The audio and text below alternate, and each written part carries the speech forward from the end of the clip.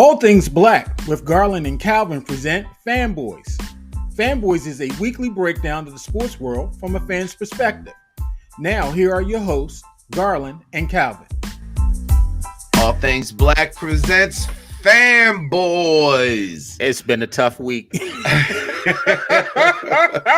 I'm Calvin.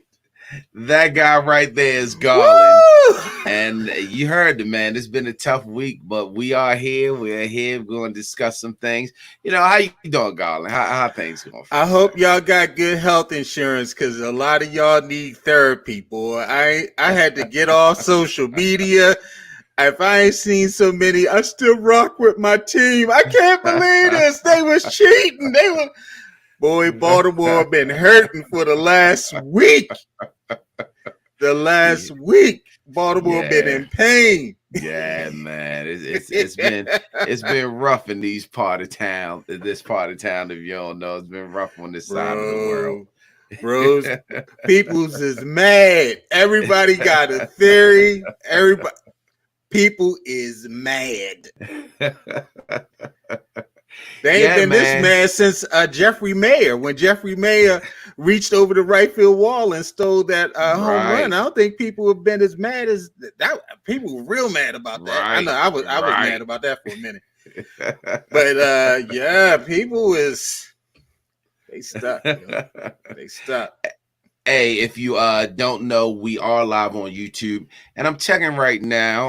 We are live on Facebook. Yeah, we actually are. We're live on Facebook group, the All Things Black with Garland and Calvin group. Okay, so we are live there, and we're live on Facebook. But again, you can hear us on all your podcast platforms when this is over. If you do have Spotify, you'll actually get to see the video. But then again, you know, the video is just for the podcast, so we could be doing anything in the video. You know, we still look good, but I mean, you know, we ain't winning no Emmys for the video and shit. But yeah, man, like my guy Garland said, it's been rough in this town for a week now. Woo! You know, we don't know. You don't know when you talk to people, you don't know which way they going. It was tough, man. We were built up and people don't want to talk about it. We got let down, man. We got let down bad. So you know.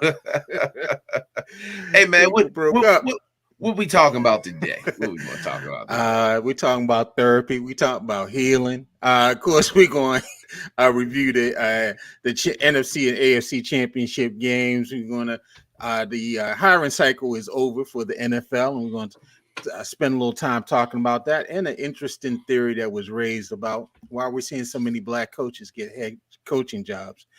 If you didn't know, the Orioles were sold this week, and so Calvin has on a Baltimore City College hoodie, and the owner, the new owner or the principal owner of the Orioles is a City graduate, and so we're going to talk a little bit about that. City forever. David Rubenstein, and we're going to talk a little bit about that. And O's made a trade; they went right in. They like, hey, we got money now. Let's go get some people, and I'm not mad at it. So we're going to talk a little bit about that, and then we'll end with "Come On Yo." And so let's go ahead back, man. We're going to start on almost. Now, Calvin, what I want to say happened last Sunday. I've used this term on the show a lot. It's called coaching malpractice. Now, malpractice is the act of just purposely messing up. You just deny the facts and you go ahead and do whatever you want to do. And Sunday was a display in both games of coaching malpractice. And so let's deal with the first case of coaching malpractice, the NFC Championship game. The Lions blew a 17-point second half lead on the road to the 49ers to lose 34-31 because their dumb coach refused to put points on the board. Dan Campbell, now, who I'm not a Dan Campbell fan. We talked about this several weeks ago. I believe that he cost his team a higher playoff seed. And over the last 3 years, he's just made a lot of bad coaching decisions that has caused his team to lose games. He passed on 2 makeable field goal opportunities that turned into failed fourth down attempts. Brock Purdy, he threw for 267. 1 TD, and he made some critical plays with his feet, scrambling for 58 yards. And Christian McCaffrey, He ran for 90 yards and scored 2 TDs. And so, Calvin, who's more at fault for this loss, the Lions defense or Dan Campbell? First of all, shout out to City. The reason I'm actually wearing the hoodie is we had a City brunch today. Shout out to Three the Hard Way. That's the little group inside the city that puts on a lot of events. So the brunch was fantastic. Michelle joined in on the chat and she said they're still partying. So shout out to Michelle and the rest of the city folks that are still partying. Go home. So I know, right? It was 11-3. Was Corliss there? No, Corwin. You mean Corwin? Corwin. I'm saying Corliss. Yeah. Corwin. Was Corwin there? Corwin was actually not feeling well, so he didn't make it today. Oh, man. He's usually at everything, so he wasn't. Yeah. We actually got y'all ain't have no event. Y'all ain't had no event if Corwin wasn't there. That's true. That's true. We actually got a City. shout out. There's a guy named John that takes pictures, John Kearney. And as soon as I walked in, he took the picture. He was like, "You supposed to be here. You supposed to be recording." I said, "I got you later on." Come on, City. Come on, City. That's right. That's right. But no, let's get back to your question. Let's get back to whose fault is it? Whose fault is this loss? Lions defense, or is it Dan Campbell's fault? It is absolutely Dan Campbell's fault. You left 6 points on the board. I have no idea. Okay, so I get that you're a gambler and everything, and all season long that works out well. But you are in the NFC Championship game against a team that you know can go off at any time. You have another chance to go up 3 scores and you turn it down. Then you have another chance to put 3 on the board and tie the game. And you turn it down. And if you remember, at the end of the game, it was a 4th down when you knew you needed 2 scores. If they don't score that touchdown in the back of the end zone, then the game is over. At least you gave yourself a shot to get the onside kick. At that point, you should have still kicked the field goal. You got to get the onside kick anyway, and then try for the onside kick. Like, I don't understand. Like, you can't gamble all the way through, and it's going to catch up to you, and it finally caught up to them. Now, they had a mishap of events. I mean, after the touchdown score, Jahmyr Gibbs comes in and fumbles that ball. You know what I mean? Like Jameson Williams dropping passes. Those 4th down plays. Even though they should have probably ran the ball, they passed the ball and they were incomplete passes. So it's just a mishap of bad fortune going. But you could have quelled all of that just by kicking the field goal, sir. And again, I know your players ride and die for you, and publicly they're gonna all be like, "Yeah, that was the right call."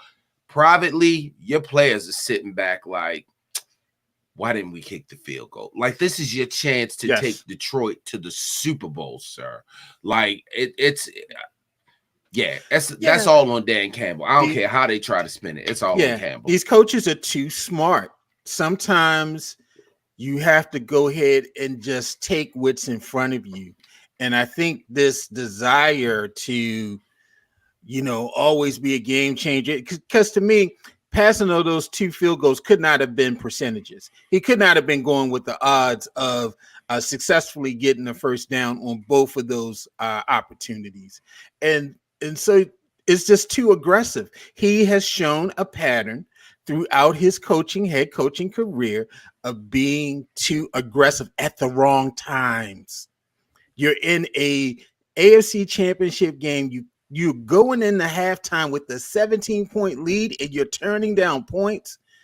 That's a fireable offense, in my opinion. I understand he got to the AFC Championship, so he's not going to lose his job anytime soon. Right.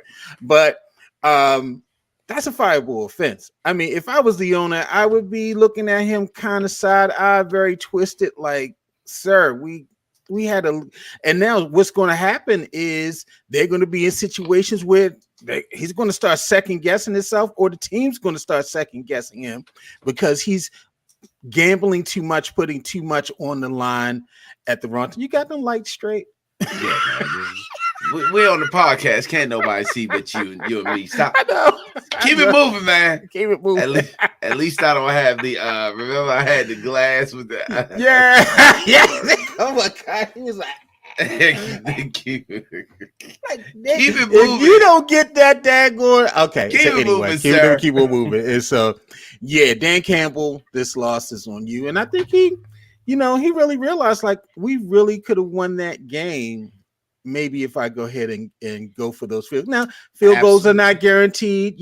Like they say, never trust the kicker, but they were makeable. In the game now, they're more makeable. The kickers are making the kicks as opposed to if it was 1974 and you had a guy who was just kicking straight on, not soccer style, then okay, yeah. If Mark Mosley is your kicker, then okay, maybe. Or Tony Linhart, that was the kicker for the Colts. So yeah, if they're going for it, okay, all right, I see you go for it.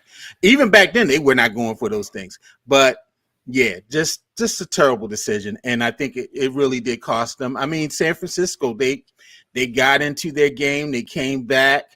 Purdy, he made a lot of plays with his legs when he needed to.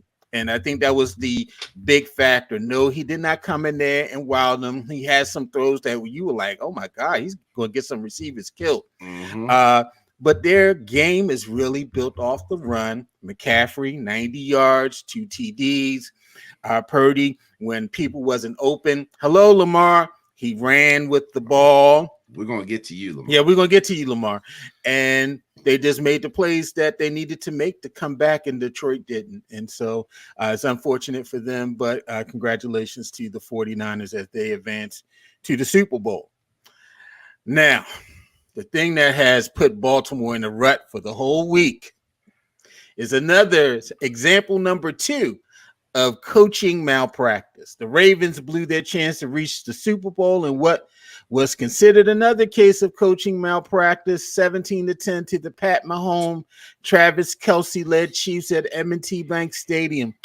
Kelce caught 11 passes for 116 yards and a touchdown. Mahomes threw for 241 and 1 TD. His first 10 passes were all complete passes. He just was hot. Isaiah Pacheco ran for 68 yards and 1 score. The Ravens offense, they were stuck in neutral all afternoon, and the biggest act of coaching malpractice, John Harbaugh and Todd Monken came up with a game plan that only included a combined 6 carries between Gus Edwards, and Calvin's getting all angry. You should see his face on the, go to YouTube, y'all. 6 carries between running backs Gus Edwards and Justice Hill versus the 28th ranked run defense in the league. Now, the favorite to win this year's MVP, Lamar Jackson, he threw for 272, but that's kind of inflated. 1 score and a critical interception in the fourth quarter. Zay Flowers, he led the receivers who were mostly silent. I thought that I didn't even know if OBJ was I thought he was inactive until he caught those 2 passes in the fourth quarter. I thought Rashard Bateman was inactive too. I heard that Mark Andrews played, and I saw him catch 1 pass in the first half. Didn't hear anything else from him. And then that interception. Oh, I was like, oh, okay. Likely is playing in this game. I didn't know he was playing too. And so Likely played as well. But Zay, he led all the receivers with 5 catches for 115 yards, but a critical fumble as he's trying to score I think that was the end of that was the beginning of the fourth quarter when he tried to score after he got the unsportsmanlike penalty for spinning the ball over top of the cornerback and flexing. And so, was this the dumbest offensive game plan you've ever seen in Raven history? I mean, yes. So, what do they call it? Recency bias is what we're always going to have. Right. But you are the leading rushing team in the NFL. And as you mentioned, you're going up against the 28th rushing defense. Yes. You're something like the 15th or 16th passing offense Yes. in the NFL. And you're going up against the 4th ranked passing defense in the NFL. Right. I'm no scholar. And all of these guys come from some sort of college background. Yeah, they've coached for years. I mean, I would stake my odds on 1 versus 28 as opposed to 15 or 16 versus 4. Right. I don't quite understand. Here's another stat that they've been throwing out. John Harbaugh is 0 and something when the team rushes for under 20 times. Yeah. If I'm John Harbaugh, automatically we're going to rush at least 21 times in the game. At least. At least 21 times. We're going to at least rush 21 times because the numbers say that I need to rush at least 21 times. John Harbaugh comes out at halftime. Now, I'm at the game, so a lot of this I hear later. He comes out at halftime, and they ask him, what do you need to do? And he says, we need to run the ball. So what do they proceed to do? I was watching. They proceed to throw the ball. Not run the ball. They threw the ball. So you lie to us now, John? So we lying here? So he comes out with this lame excuse this week. Did you hear him like, but the game didn't quite go that way. Yeah, and you didn't let the game go that way. They were lined up to take away the run, and, we were in RPO. No, bro. No. Calvin, this was the dumbest game plan. And the fact that they stuck with this game plan. That you stuck with it. That's the problem. Yeah. It ain't even the fact that you started with it. It's the fact that you stuck with it. Because that's what happened in the Texans game. You started with it and realized we can't stick with doing this. We got to do something else. But I think that Texans game really gave them a false sense of what they could do. Because if you remember that Texans game, the thing they had to adjust, they were sending these long routes out. Right. So they adjusted to the shorter routes. Right. And even the shorter routes weren't doing it because they were on them. They were basically daring the Ravens to run the ball. And when they did run in the second half, Gus 15-yard run. Never got the ball again. Never did it again. I don't understand. So I told Garland that I'm more, as the days have gone by, I get more mad at Lamar Jackson as opposed to Todd Monken and John Harbaugh. They were both they're both wrong in this. But let me tell you why I'm more mad at Lamar. Okay. If you watch some of these plays, you see Lamar has these wide open lanes that he can get 5-6 yards easily instead of just dropping back and holding that ball. At some point, Lamar Jackson is not a rookie. He's in his 7th season. He's a vet for all accounts. At some point, Lamar, you've got to take over and be this superstar that we know you are. Not just an MVP, not just the star, the face of you are a superstar. At some point, you got to say, like you did in the Texans game, no, I got to take this game over. Even, did you see the clip of OBJ whispering in his ear like, yo, you got to make a play, man. When OBJ is whispering to you like, what are you doing? Something's going on. So a lot of people are saying maybe it's getting to Lamar, people saying that he can't pass and he's trying to prove something. We don't care, Lamar. We don't care if you run to a Super Bowl, walk to a Super Bowl, pass to a Super Bowl, get penalties to a Super Bowl. Get to the Super Bowl. And getting to the goddamn Super Bowl is not passing the ball. It's running the ball. You had the lanes to run. So as soon as this happens, you don't run. For whatever reason, the Ravens are playing like they are down 40 points. That interception in the end zone is ridiculous. OBJ was wide open underneath. You could have ran for some yards. There was no reason to throw that. Well, he was one of the Chiefs, and I think it was Travis Kelce. He raised the thing. He said that, their game plan was this. If we get out first, they're going to panic. And they're going to think that they got to come out and strike quickly, and they're going to get out of their game. So that's why when they got they won the toss, they elected to receive in the second half. They went down and they scored in that first half. And what promptly happened? The Ravens came out and they just had a game plan where they felt they had to get 50 points in one drive, and they just never settled. It was like the varsity playing the JV in some aspects. They just never settled. I mean, Kansas City, they bullied them from the beginning. They bullied Justin Tucker, took his helmet and the balls and threw them to the side. They was pushing Arthur Millette around before the game.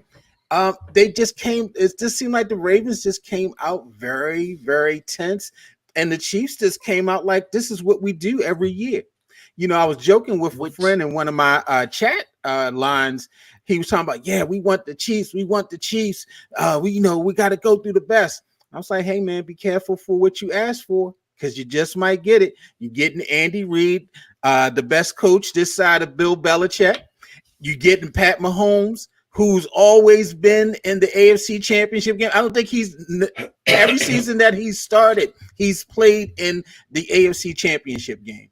And 6 in a row. Yeah. So you just, he's like the LeBron and the Michael Jordan of the NFL. He's the Kareem. I don't know. But anyway, yeah, he is a winner. Kelsey is a winner. And so, yeah, it was just like that game plan. It was horrible. To me, I put more onus. Even I put some on the defense. I know the defense shut them down in the second half, but I think they just went into, like Bomani Jones said, they just went into 4 quarters. They're just like, look, we got the lead.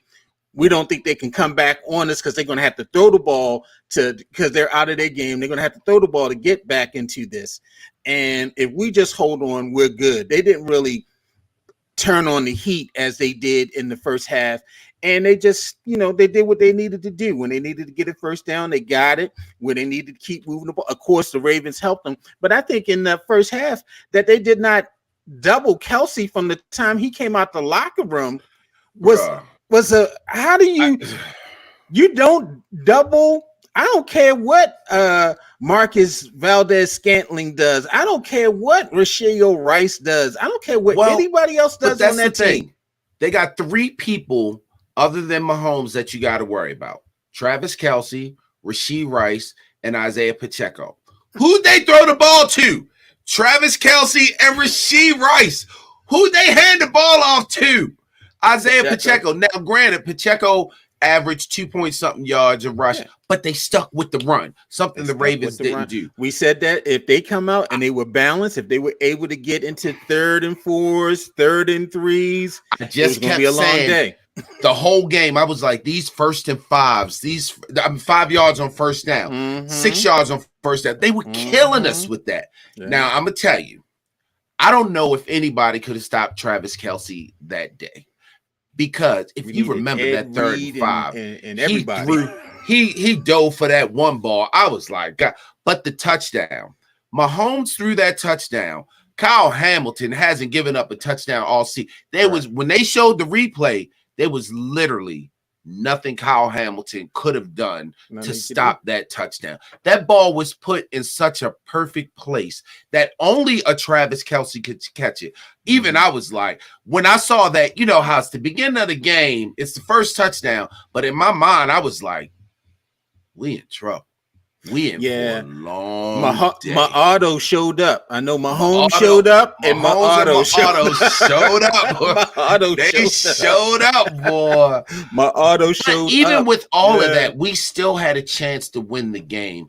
But you're right. The Ravens were playing so frazzled. Even the defense, you're right. They didn't give up anything in the second half.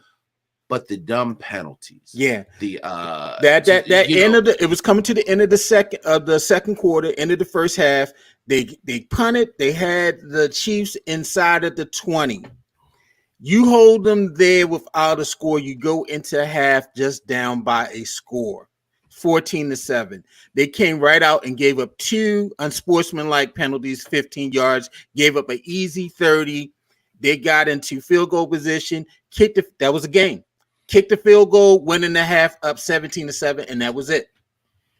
It was such a disappointing outing. Yeah. If the Ravens had given their all and lost that game, I think we all would have felt better. I think the reason we all have this hollow, empty feeling is because the way they lost was so disappointing. That's not the team that we've seen all year. That's not the team that beat the 49ers. That's not the team that beat the Dolphins. That's not the teams that beat the Lions and the Seahawks. Teams that the Jaguars. It's just not the team. And it was so disappointing to watch. Now, I got one more person that I need to talk to Baltimore about. Talk to him. And it's Zay Flowers.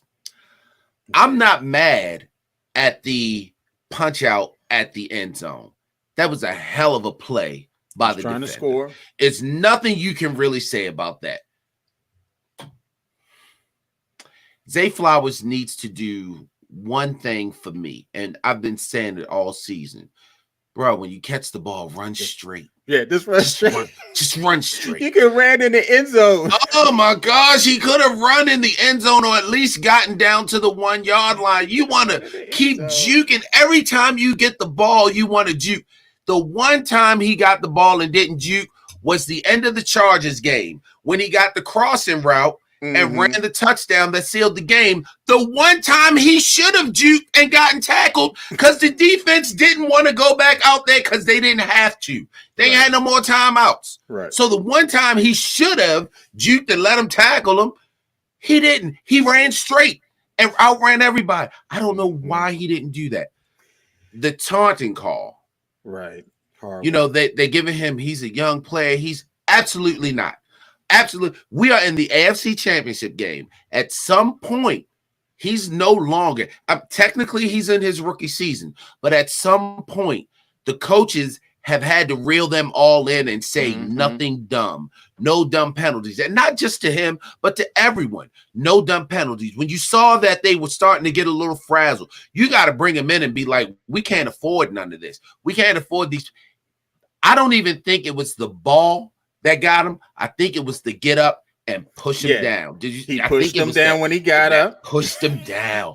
Then he spun the ball and then he flexed. That's not so. Come on, Zay. You can't do that in high school. You can't do that in college. Right. Come on. You can't do that. Come on. You know what I mean? I want to give him a pass so bad. And I hate that it happened in the AFC Championship game. But I guarantee you, he won't do nothing like that no more. You can't even do that on NFL Blitz. Now, the thing, and more about that Zay play, you know, your team is struggling all day. Outside of your touchdown catch in the first quarter, which was outstanding. Great play by Lamar. On a broken play. Lamar, he spins out of a sack, throws a 30-yard touchdown. Great play. And I like the celebration, the swag surf. Okay, good. It's Taylor Swift. Showing Taylor how to do it. Showing Taylor how to do it. But yeah, bro, you have to know that we are in a position where we're trying to come back. We can't do anything to chance our opportunity to come back. Get up, take the ball to the referee, and get in the huddle or run to the line of scrimmage and get ready for the next snap. You just he probably would have even gotten away with getting up and saying something to him. Right. But you can't touch him. Yeah. You can't spin that ball right at him after you touch him. And the thing for me, I think, and my final thing about this, Calvin, was the undisciplined play, the unsportsmanlike penalties, they were giving up free yards. We had not seen the Ravens play that way all season. Disciplined team, playing their roles well. And it's a bunch of young guys, I think, that just really got caught up in that moment. I mean, I guess it was a big moment. You got Ray Lewis coming out the tunnel. You got Ed Reed there. You got Suggs there. Suggs is there. You got Taylor Swift there. You got everybody there. You got everybody there. Everybody there. The first home championship game since 1970 in Baltimore. First one for the Ravens ever. First ones for the Ravens ever. And so, maybe that pressure just got to them. But it was a terrible way to end the season, for a season that was so great. The way that it ended, I think that's why everybody stuck. It just ended so badly that we'll see what happens. This town wanted this so bad for Lamar Jackson. We're so sick of hearing that he can't do it in the playoffs, this and that. And for those that do not like Lamar Jackson, they win. They win now. They win that. So what was Dundalk's reaction as you were leaving the stadium? I know it was a lot of MFs, Lamar's. Bro, so it's so disappointing, and I'm glad you said that, because I remember when it was happening. I said I might need to talk about this. It's so disappointing to hear the way Ravens fans talk about Lamar, not the team, but just Lamar. I'm disappointed in Lamar. He didn't play MVP level. I'm very disappointed in him. Like I said, he should have been running the ball. He really hurt me.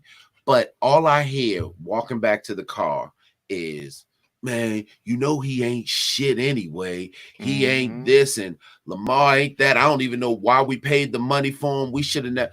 Forget everything he's done all season. We talked about that last week. It doesn't matter what he's done all season. This MVP season that he's had, all they hear is, "Oh, we should have never paid him. He definitely not worth the money." This, that. Right. It's so disappointing. But what can you say?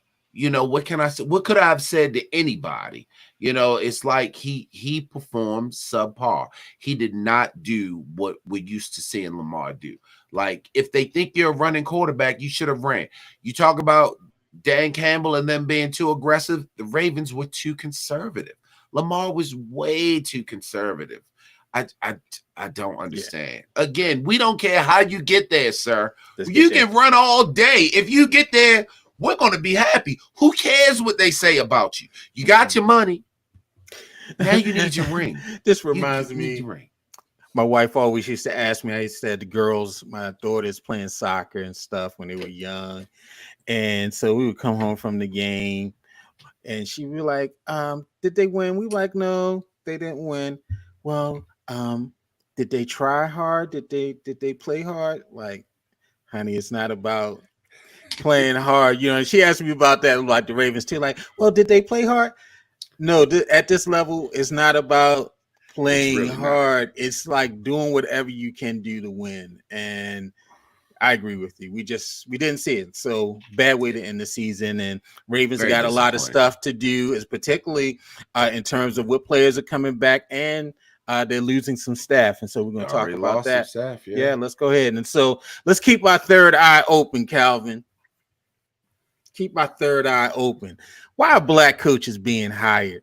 Now, given the performance of the 3 black coaches that were in the playoffs this past season, D'Amico Ryans, Todd Bowles, and Mike Tomlin, and the hiring of 3 black head coaches this hiring cycle, we're very ecstatic, and we were very ecstatic about that last week. But according to an article in Deadspin, maybe we should slow down. In the article entitled, "It's been a positive hiring cycle for black head coaches in the NFL," but writer Karan Phillips believes that as big as these steps are, they're not giant steps. This is the same league, quote, that is headed to open court soon over Brian Flores' lawsuit, which alleges racist practices within the NFL when it comes to hiring black coaches.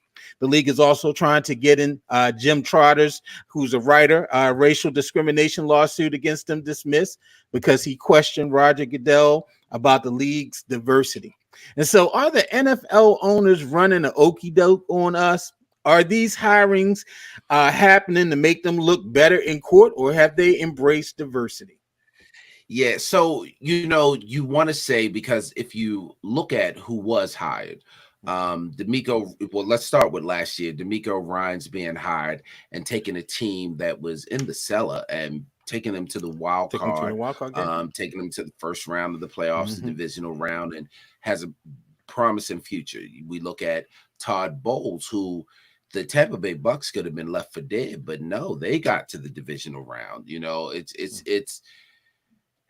It's tough because you want to believe that just the examples that are in front of us, and of course Mike Tomlin, who's always been a steady coach over in Pittsburgh, you want to believe that the examples that are set before us is going to dictate what's happening later, and naturally it should dictate these coaches being hired. But when it comes to the NFL, you just never know. With that old boys network headed up by Jerry Jones, you just never know what their motive is. And it likely could be because these lawsuits are coming up and they have to answer for them. It could be, and you don't want to say that. Now, with that being said, if you are the black coach being hired, then you just take the job. You don't worry about any of that. You just take the job and it doesn't matter. But yeah, it's something you got to think about, and I don't know. You just don't trust the NFL. One moment they're saying this, they're like, yeah, we're going to do diversity, this and that. We're were singing Lift Every Voice and Sing as the anthem in the Super Bowl. But what starts happening is their other viewers start saying, well, I'm not watching the Super Bowl. That's not our anthem. We need to, and then when that starts happening, because that money starts leaving, then they start making a 180. You just never know, man. I don't know. I don't know how to answer you on that one. You got me stuck on that one. Yeah. That it's something to think about. I didn't think about it until I read the article. I was like, you know what? I kind of forgotten about Brian Flores, and the excitement about these coaches getting the job. I forgot about Jim Trotter and the excitement about these guys being hired. Keep it open. Keep it open. Keep your third eye open, people. So, yeah, we're happy that Black coaches are getting an opportunity, but this is a league that's been far behind in terms of its diversity at the top.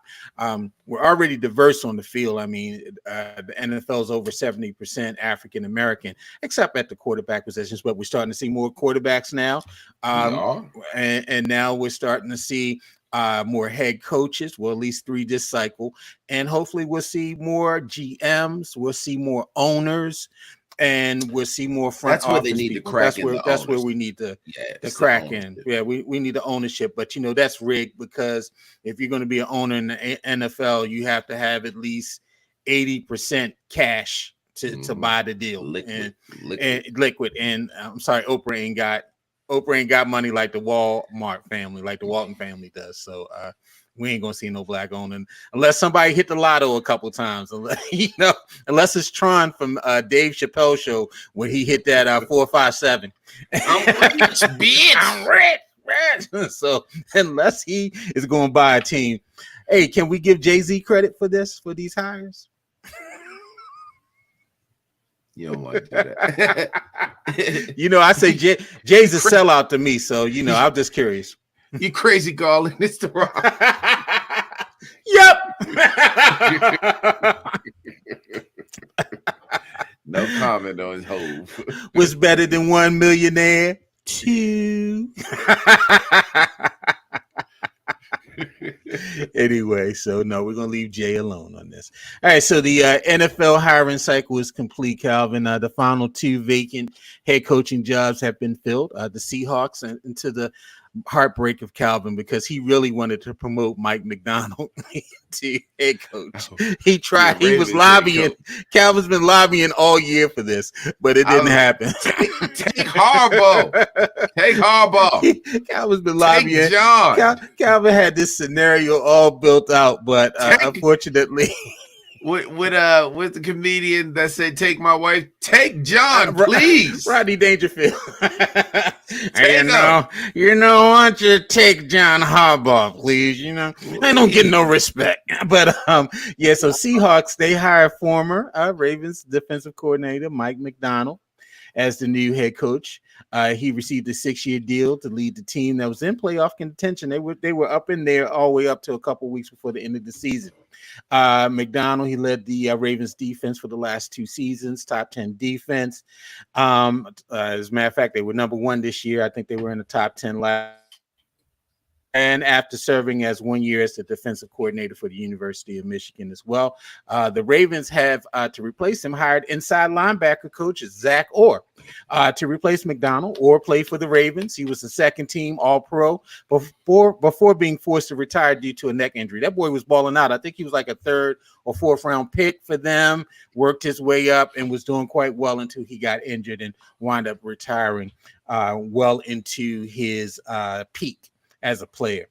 And then the Commanders, after Ben Johnson, the offensive coordinator for the Lions, turned down the Commanders' job or just told them he wasn't interested in the interview. They were already on the flight. I mean, they were on the flight, yo. They was on a flight there, like, did we just turn around mid-air?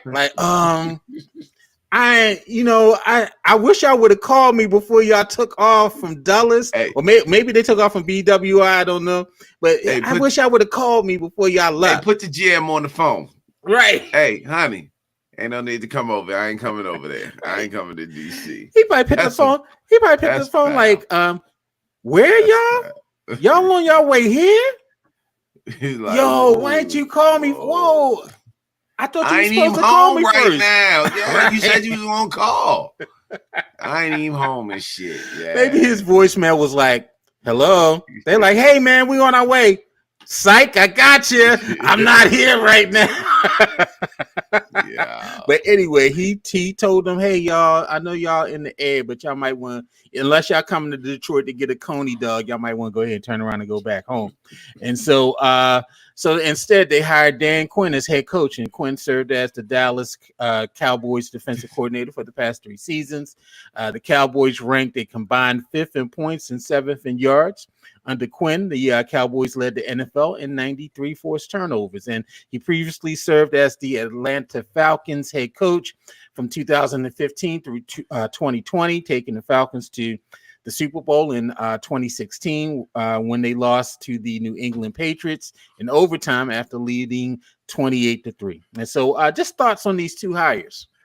Good job, Mike McDonald. I hate to see you go, but you deserve it. I mean, it's time you strike while the iron is hot. He's now the youngest head coach in the NFL. So yep, 36. Get your money. And he got a 6-year deal. So you can't turn that down. Can't turn it down. There's no way that you can turn that down. I'm just wondering if the Commanders knew about that Super Bowl, that 28-3 lead that Dan Campbell gave up. But I'm also wondering, did they watch the wild card game? Because did they watch that one? The defense was literally lambasted. That might have been the game that Embiid. That might have been the game that Embiid had 11 points, and maybe they were up in Philly at Wells Fargo. Yeah, they had to be, because I mean, did you see that game? They must have hired Dan Campbell. He must have already been the second choice before the season was over, because there's no way you can hire him after that, or hire him on the spot. Where was Eric Bieniemy? I thought he got an interview with them. He did not in consideration. What is going on? That was Rooney Rule interview. Yeah, man. I mean, good luck to the Commanders. We'll see what happens. But I don't think that's a great hiring. I don't know. I could be wrong. Go Dan. It is kind of so. I mean, I think they had their eyes on Johnson. If Johnson tells them, "Come on, let's talk, let's interview," and it goes well, I think he gets the offer. That's what they. I thought McDonald was going to get the job. Right? I think Campbell was third because it was Slowick also. It wasn't Slowick in there. No, well, the rumor was that Johnson was the top pick. That they were going to go with Johnson. And then I'm not sure if it was Slowick. I'm not sure if it was McDonald. I know they interviewed them. I know they had interviewed McDonald 2 times. I think they had interviewed Slowick, but Slowick decided to stay in Houston. And so he got an extension as OC there. And so I think it really came down to Johnson. McDonald an extension. 6-year deal. They can't beat that. Yeah, they 6-year deal. They can't beat that. Ain't nobody signing those 6-year extensions. Ain't nobody signing, right? To be a coordinator for your scenario. Like, are you signed for 2 seasons? And they should have been like, listen, Mike, you signed for us. We will fire Harbaugh. We don't care if he win 2 Super Bowls. We will fire his ass and make you a head coach. Yeah. So I wish him the best there. I think he's got some good bones there in terms of foundation on offense and on the defensive side. I mean, he has great. You have what's the receiver? The big guy. They got DK and Tyler Lockett. DK Metcalf, Tyler Lockett. They got Jackson Smith and Jigba. Yes, they got good offense there, and Zach Charbonnet. I think he might be the 3rd string. The running back. They have a decent looking offense. They have a decent looking offense. They had a good cornerback, Witherspoon. Yeah. So they got some ballers. They need a quarterback though. You can't expect Geno to go into a third year. They gave Geno a lot of money. Yeah, but he's gonna go into a 3rd year where you're hoping he's still the Geno from the first year. And remember last year towards the end of the season, he started being the Geno that we all knew and loved prior to him joining with Seattle. We'll see what they do. I'm interested in see who they hire as OC. They did hire Leslie Frazier as assistant head coach. And so that was great. As a matter of fact, Leslie Frazier, I read this on Twitter, when he was with the Ravens as the Ravens defensive back coach, Mike McDonald was his quality control coach. And so they have a connection. And he was like, so, I know Mike McDonald. He was my quality control coach, and so they have some history. And so, yeah, I wish him the best out there in Ravens Seattle. must not have a quality control coach anymore because there was no quality in last week's AFC Championship game, and there was damn sure no control. All right, I had to get that one out. You had to get that out? Okay. Yeah, I hadn't yelled all day. Right. So Let's talk about something that'll make you happy. The Orioles sale. And so John Angelos agreed to sell the Orioles to a group led by Carlyle Group Incorporated co-founder David Rubenstein, and he's also a Baltimore City College alum. According to multiple reports on earlier this week, the transaction values the Orioles at $1.7 billion. Rubenstein, a Baltimore native, reportedly will take over the team as the controlling owner. He has assembled an investment team that includes former Major League Baseball player Cal Ripken. I think he also has Grant Hill on there, former mayor of the city. Well, back Mayor up, Kurt Schmoke. Back up. Who do you think they have on there? I said Cal Ripken. No, who'd you say after that? Grant Hill. Oh shit! Let me learn my Tamia dance real quick. Cause girl, hi Tamia. Let my Tamia dance real quick. Right, you better go ahead before you get bodied. This is not no snow hole. You better go ahead and you get bodied. Tamia, her fine ass. So yeah, Grant Hill, Cal Ripken, former mayor Kurt Schmoke, Michael Bloomberg, I think also is part of that ownership group. And so the sale is being approved this weekend at the owners meeting down in Florida. The Angelos family, they've been in control of the Orioles since 1993 when Peter Angelos purchased the team for $173 million. And his son, John, has been the team's chair and managing partner since 2020, since Peter Angelos has been suffering from dementia. And so just your initial thoughts about the deal for the team and the sale. Yeah, it's so for Baltimore Oriole fans, it's just about time. We're all very excited after what the Orioles did last year. Of course, they got swept in the first round of the playoffs after the wild card round. They got swept, but they finished as the AL number one team, American League number one team. So we're all excited to see what else can happen with them. But as we all know, the Orioles, their whole thing has always been you get these guys, you build them up, and when it's time to sign them, you ship them off because the Orioles never wanted to pay them. So hoping that there's a different mentality with that. You're hoping that Rubenstein, being a Baltimore native, is going to take more interest in seeing the team win a World Series. He's already come out and said that's the goal, to win a World Series. You know Cal wants them to win a World Series, so it's just about time that he's part owner of the team anyway. So, yeah, I mean, as far as it looks from being a lifelong fan, it just looks like we're on the way up, just positivity, and we're all even more excited to see what can happen.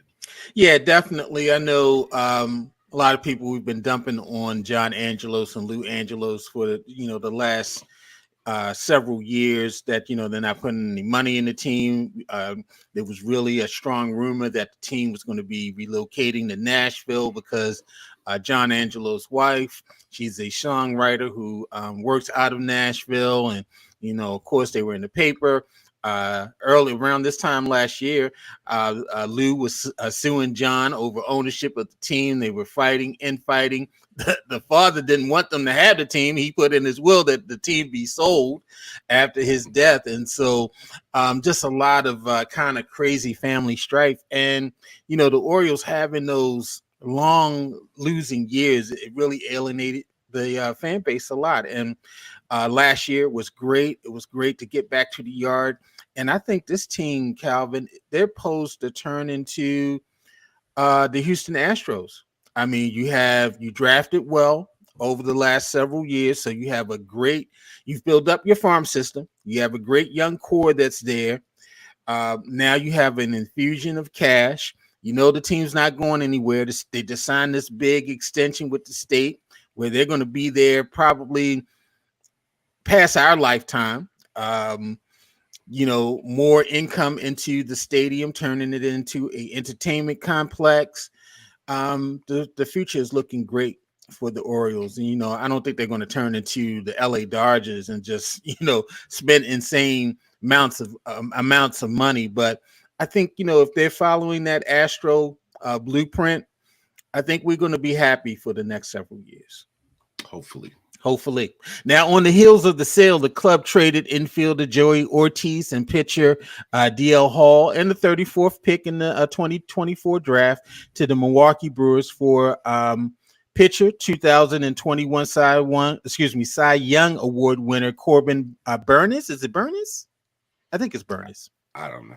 I don't think it's Burns, but it's Burns. So we're going to say Burns. The 29-year-old Burns, who will hit free agency after the 2024 season, went 10-8 with a 3.39 ERA and 200 strikeouts and 193 and 2/3 innings last year as the Brewers ran away with the NL Central title. The year before that, he led the NL with 243 strikeouts and 202 innings. And in 2021, he struck out 234 in 167 innings, walking just 34 and posting a 2.43 ERA. I'm sorry, Jay, for all the statistics. Now, this is great. I mean, it goes along. A great pitching staff, Grayson Rodriguez. Also, Dean Kramer, I think he had a great season. John Means will be healthy. John Means will be healthy. Great staff. This is a guy. He's a strikeout pitcher. This is what we need in Camden Yards. He's a guy who's going to get strikeouts. And so the Orioles, they had a jam at several infield positions with Ortiz there. So it was the right move because he's behind Jackson Holliday and Jordan Westberg and Gunnar Henderson. He was never going to get to the league behind those guys. And D.L. Hall, he was working from the bullpen for us, but the Brewers are looking at him as possibly a starting pitcher. And so what do you think about the trade? Hey, man, you can't be nothing but excited if you're an Oriole fan. What have we been asking for years? We need starting pitching. We need a guy. We need a number one guy. We got him now. We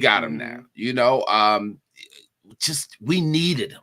So you can't be anything but excited about this. Like, man, you want first of all, to get this nasty Ravens taste out of our mouths, we need this Orioles season to have started yesterday. Let's go. Let's go. We kind of had a nasty taste in our mouth at the end of the baseball season too, because we got swept out. Really but I know it was the World Series winners. Yeah, Series winners. Yeah. And they got, I was about to say, the World Series winners, and it wasn't as bad as, at least the Orioles came out like the Orioles we've seen all season. Mm-hmm. They just lost. Lost. I mean, got swept. I mean, they got swept. Well, tough time in Baltimore sports. Yeah, man. We've been the number one team in both leagues. The first to win, and well, we weren't the first to go in football, but still, at least we made it to the Final Four. Yeah. So I think the Orioles is nothing but up, baby, and I'm excited to see what happens around Camden Yards with all the new amenities that they probably are going to be putting forth in the park. We already know that the Ravens, they also just signed a big deal with the state. And they've already shared shared their plans and stuff. And they already started building out. Oh, wow. So we're going to be seeing some different fan experiences for both teams coming up in the upcoming seasons. And so, only fan experience we want is a title. Make that different. Yes. Make that different. And so now we're at the point that everybody loves Come On Yo. And so, Calvin, you start us off with Come On Yo. Yeah, man, I had a couple that I wanted to talk about, but this one is the one that we got to talk about. New York Times. I do it. New York Times. Do you have anybody black on your staff? Any writers, any editors, anybody black on your staff? For you to come out and say that people are going into the barbershop asking for the Travis Kelce haircut? It's a fucking fade. Not only have black people been getting fades, white boys are asking for the Travis Kelce. The Travis Kelce. If you watch closely, because I don't know if you've noticed this or not. If you watch closely, look at some old film of Malcolm X. Looks like the Travis Kelce haircut to me. Dr. Martin Luther King Jr. Looks like the Travis Kelce haircut to me. I don't understand. First, it would remember the braids came out with I think it was Kylie Jenner, and they were trying to say that she discovered this whole new black women. Bo Derek. We can go back to Bo Derek. The beads in her head. New York Times, what are you doing? In the age of social media, in the age of the Google machine, how do you not know that that is a fade that black people have been wearing forever? Calvin, you bet not go in Reflection Eternal on St. Paul Street below 25th and go to my barber, Sundiata, and say, hey, Sundiata, can I get the Travis Kelce? We are giving all barbers permission, especially black barbers. We're giving all black barbers permission that if anyone asks for the Travis Kelce, get their asses out of your store, out of your shop, right in there. They got to go. They got to go. But you know what? Let's flip this. If they want a Travis Kelce, what's Travis Kelce's number? 87? 87. Charge him $87 fucking dollars. If they want a Travis Kelce, if they ask for a Travis Kelce, charge him $87. And when the next dude comes in and asks for a fade and it looks the same way, and they say, well, why is theirs a lot less than mine? Because you wanted the Travis Kelce, and we gave you the Travis Kelce. He got a fade. Bro. Charge him $87 if they ask for a Travis Kelce. I remember we used to call it the Philly fade because it was really only really people from Philly wore it more than anybody else. We used to call it the Philly, getting a Philly fade. And so now it's the Travis Kelce. So Philly, I'm sorry, they did took the fade. It's the Kelce. Yo, Sundiata, what's up, my brother? Can you give me that Kelce? Give me a Kelce, yo. They should put on the barber list. Shave $20, beard trim $15, fades $30, Travis Kelce's $87. What are you doing, New York Times? And then every time I click on an article, you want me to pay $1 for. Well, I'm not getting no subscription to your shit.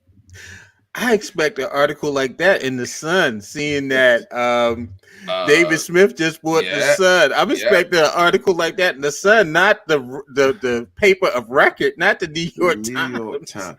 I'm waiting for, because I subscribe to their podcast, The Daily. I'm waiting for The Daily to come out. Yeah, I need Michael Barbaro on that. On today's episode, we're going to talk about the Travis Kelce.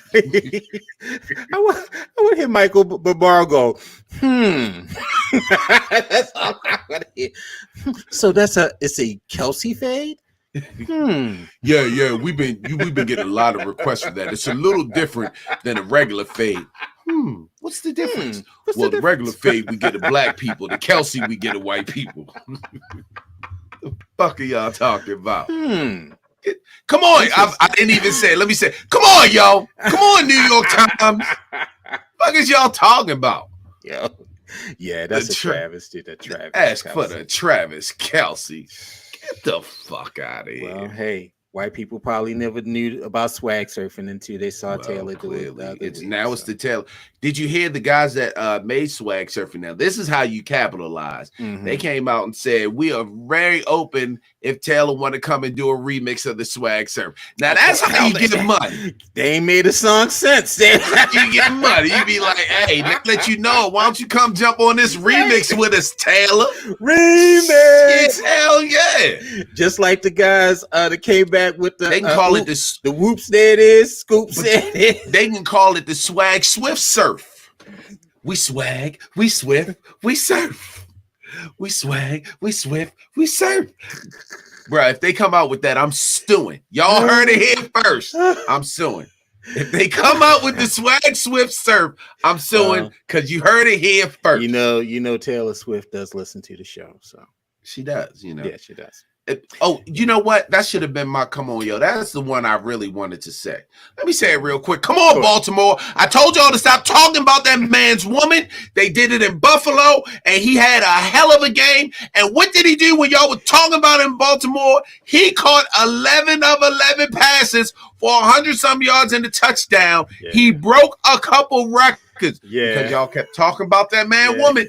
I told y'all to stop talking about that Calvin, man woman. You were at the game, but Jim Nance and Tony Romo was stuck in his anus the whole game. It was a shame. Hey, so was that horseshoe he had. So I mean, they had to make some room. They had to make some room in that horseshoe. Justin Tucker's foot should have been stuck up his ass for moving his equipment. That's my come on, yo. Thank you. Perfect segue. Okay, no, you good. Come on, yo. Mr. Royal Farms, Justin Tucker. You gonna let this dude punk you? You gonna let talking through his nose like he got boogies in his nose, Pat Mahomes, sounding like Elmo and about 20 other characters from Sesame Street, punk you? Kick your ball, take your helmet and throw it across the field. Come on. If you're going to, you must be going to the Royal Farms in the county, because I know you ain't going to the Royal Farms in the city, getting a chicken box and coffee, acting like that. All right. First of all, you're supposed to go down and get your boys or something. Oh, y'all want to act spicy? Let me go get my peoples. Let me see how you act when I go get Roquan and PQ. Let me see if you kick my ball then. Roquan said, I die for this shit. Right. Or you could have been like they did in The Longest Yard, where they kept on kicking it into the guy. Like, all right, yo, just let him come through and we'll kick it right into his. You should have just lined up and kicked it right off the side of Travis Kelce's head, off the side of his fade. You could have hit Pat Mahomes right in his nose. But no, you all in the press conference later, you went, normally, I kick from there, and, the other guy, he goes down the other end of the field and he kicks. And, I don't know why they were doing. Grow some cojones. Get a pair, Justin Tucker. You're in Baltimore. You in Baltimore. Up here letting some daggone Kelsey and Mahomes. Mahomes talks like this. Yeah, I saw Tucker, and I just threw his helmet over there. He was trying to rattle us. Oh my God. Come on, yo. Can you imagine a fight breaking out between Justin Tucker, Pat Mahomes, and Travis Kelce before the game? I bet we would have won then. Right, I bet we would have won then. Can you imagine a fight breaking out? Y'all gonna jump on our motherfucking kicker? Right. Are you out of your mother? Oh my God, it would have been on and popping. But no, what he did. You guys just threw my stuff across the field. Justin weighed the cost and was like, I'll move. I don't want these problems. He saw that Kelsey fade. He's like, I don't want to catch a fade. I'll move. Justin sing classical music. He was like, I'm not. He said somebody put their fingers up like how we used to do the field goal, the paper field goal back. He just told somebody on the sideline, just put your fingers up and I'll just kick. That's how I'm gonna kick the ball from now. That's how I'm gonna kick the ball from now. That's my warm up right there. That's warm up because I ain't messing. Yeah, man. Yeah, Justin got a little soft there on us. He the kicker though. We don't expect much more of it, but he was looking, he saw us see it red, and he was like, I bet not. I don't want to fade. He said, I don't want it. Bad enough he has a fade. I don't want to fade. I'll move. So come on, yo, Justin Tucker. Make me mad. I seen them Royal Farm commercials. I'm like, no, you need to go to Quickie Mart or something. They need to cancel your deal. Well, he need to go to the Royal Farms across the street from the casino, or the one down on Light in Charles Street. That's where he need to go. Lombard Street. You know, go to one of them where you know they ain't fucking around with you. He going to the Royal Farms where the bathrooms are clean. No, I need you to go to the Royal Farms where the junkies are outside. But by the way, Royal Farms fried chicken is overrated. It's too salty for me. Yeah, I can't. I like the chicken tenders, but the chicken is too salty. You know what's underrated? What? 7-Eleven pizza. I'm gonna tell you that. One